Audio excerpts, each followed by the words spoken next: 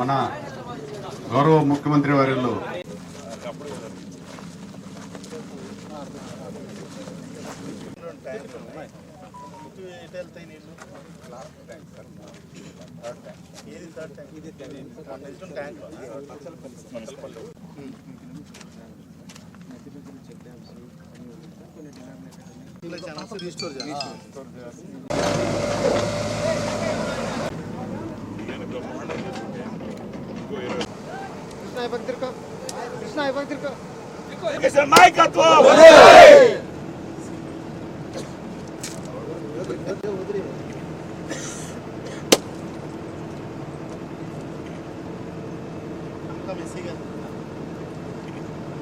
సుధీర్ రెడ్డి గారి నాయకత్వం, సుధీర్ రెడ్డి గారి నాయకత్వం, చంద్రబాబు నాయుడు గారి నాయకత్వం, లోకేష్ గారి నాయకత్వం.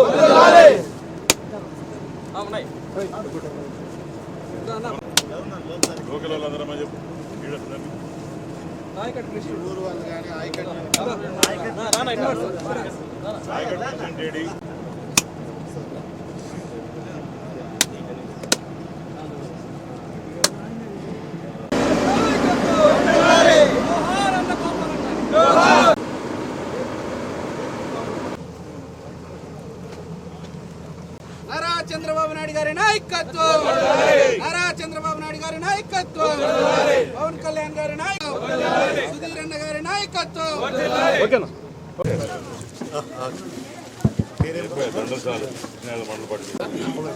నారా చంద్రబాబు నాయుడు గారికి దేవుడు వరవిచ్చి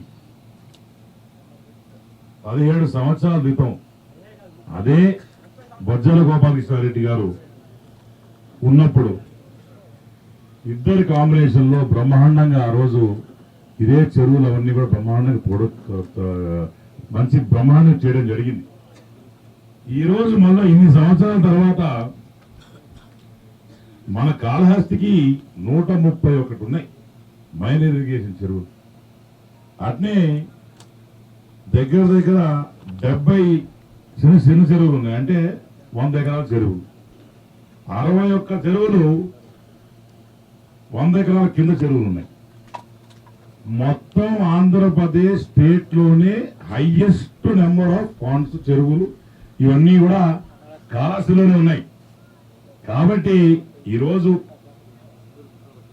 చంద్రబాబు నాయుడు గారికి ఉన్న చిత్తశుద్ధి ఆలోచన, కూటమి ప్రభుత్వంకు ఉన్న చిత్తశుద్ధి ఏ రకంగా ఉందంటే నాడు చంద్రబాబు నాయుడు గారు మళ్ళా నేడు చంద్రబాబు నాయుడు గారే, మధ్యలో ఎవరులే.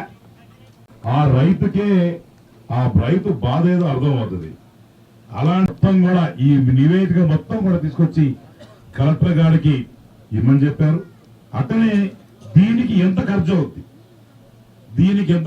అని చెప్పి అది కూడా మరొక 5 రోజుల లోపల మొత్తం కూడా ఆల్ డిపార్ట్మెంట్స్ ఈ పని మీద ఉండి బ్రహ్మాండంగా చేసే ఎంత ఖర్చు అవుతుందో అది కూడా కలెక్టర్ గారి దృష్టికి తెమ్మని చెప్పారు. అట్లనే ఎగ్జిక్యూషన్ ఆఫ్ వర్క్ అంటే ఈ పని కూడా మొత్తం కూడా 70 రోజుల లోపల అన్ని కాలువలు క్లీన్ చేయాలా, ఛానల్స్ క్లీన్ చేయాలా, బ్రహ్మాండంగా ఎక్కడ కూడా ఇబ్బంది లేకుండా చెరువులన్నీ కూడా ప్రాపర్ గా శక్తిని చేసుకొని ఎక్కడ కూడా ఇబ్బంది లేకుండా ఈ నీటి చెరువులు ఏవైతే నీళ్లు వస్తా ఉన్నాయో అవన్నీ కూడా ప్రాపర్ గా పారేటట్టు రైతన్నల కష్టాలు ఏవైతే ఉన్నాయో అవన్నీ కూడా నీటి రూపంలో మరి దాన్ని పెట్టుకొని జాగ్రత్తగా చేసే కార్యక్రమమే ఈ కార్యక్రమం అని చెప్పి తెలియజేసుకుంటున్నాను. ఇందాక అక్కడ పనులు మొదలైనప్పుడు మాట్లాడుతూ ఉన్నాం ఎమ్మెల్యే గారితో. సంవత్సరాల తర్వాత మళ్ళీ పనులు మొదలవుతున్నాయని, అన్నీ కూడా రైతుల కోసం చేస్తున్నటువంటి పనులే. ఎందుకంటే ఈ ఏదైతే చెరువుల్ని ఒక చెరువుకి ఇంకో చెరువుకి అనుసంధానం, మధ్యలో ఆ కాలువలన్నీ పూడుకలు పోవడం, దానివల్ల చెరువులు కూడా నీళ్లు లేకపోవడం, బండ్లు సరిగ్గా లేకపోవడం, మళ్ళీ జంగిల్ క్లియరెన్స్ చేయలేకపోవడం, అదేవిధంగా ఇందాక ఆయన చెప్పినట్టు పంట కాలువలు కూడా పూడితీతలు లేకపోవడం వల్ల ఇబ్బందులు, గట్లు సరిగ్గా లేకపోవడం, చిన్న చెరువులు కూడా పూడితీతలు లేక మొత్తం భూగర్భ జలాలన్నీ కూడా ఇంకిపోవడం, దీనివల్ల చివరికి రైతాంగమే మొత్తం కూడా నష్టపోతారు, తెలియకుండానే నష్టం జరుగుతూ ఉంటుంది.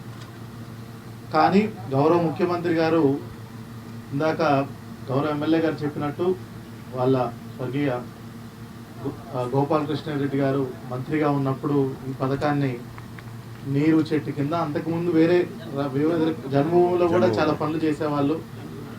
ఏ ఊరికి ఆ ఊరి రైతాంగం, ఆ ఊరి ప్రజలే దాంట్లో భాగస్వాములై వాళ్ళొక బాధ్యత తీసుకొని ఆ ఊర్లో ఉన్నటువంటి అన్ని చెరువులు కాలువలు అన్నీ కూడా పూడికీతలు చేసి జంగిల్ క్లియరెన్స్ చేసి తద్వారా వచ్చే 2-3 సంవత్సరాలకు కూడా సరిపడా వర్షాలు లేకపోయినా కూడా నీటిని మనం భద్రపరచుకోగలిగినట్టయితే ఖచ్చితంగా పంటలు బాగా పండుతాయి. వర్షాలు అయితే ఎక్కువ వచ్చాయి, కానీ మన జిల్లాలో మరీ ముఖ్యంగా కాళహస్తి నియోజకవర్గంలో నాకు తెలిసి రాష్ట్రంలోనే అత్యధిక వర్షపాతం నమోదైంది. దానివల్ల నష్టం కూడా వచ్చింది, కొంతమంది చనిపోయారు, చెరువు కట్టలు ఎక్కువ తెగిపోయాయి. మనం వచ్చిన నీటి వర్షాన్ని అంతా కూడా మనము కాపాడుకోలేకపోయాం, ఎందుకంటే మన చెరువులన్నీ కూడా ఆల్రెడీ నిండిపోయి కొంచెం వర్షానికి మొత్తం నిండిపోవడం ఇదైపోయింది.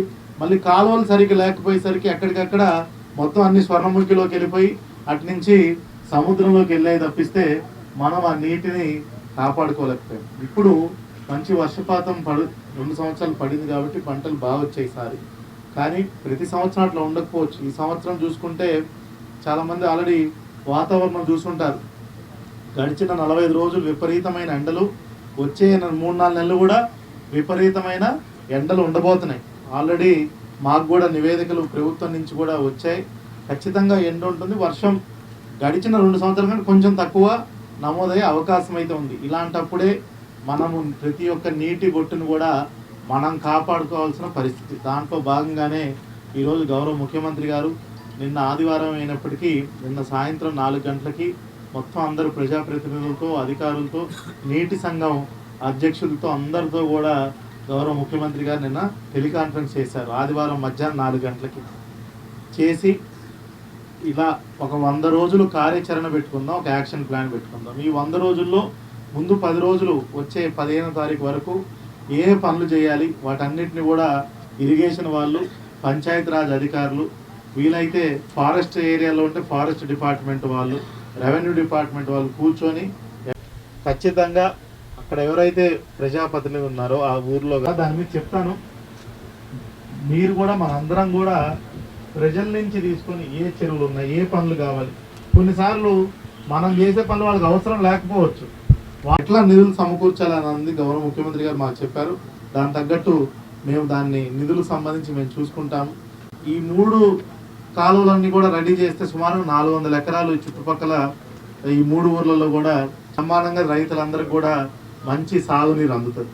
దీని యొక్క ముఖ్య ఉద్దేశం ఏంటంటే వచ్చిన ప్రతి నీటి బొట్టుని కాపాడుకోవడం, భూగర్భ జలాలను పెంచుకోవడం, వర్షాలకు ముందు ఆ కనీసం 6 మీటర్ల కంటే లోతుగా ఉండకూడదు, వర్షాలు వచ్చిన తర్వాత 3 మీటర్ల దాకా యావరేజ్గా చెప్తున్నా, మొత్తం యావరేజ్ జిల్లా యావరేజ్గా చెప్తున్నాను, అట్లా ఉండాలి.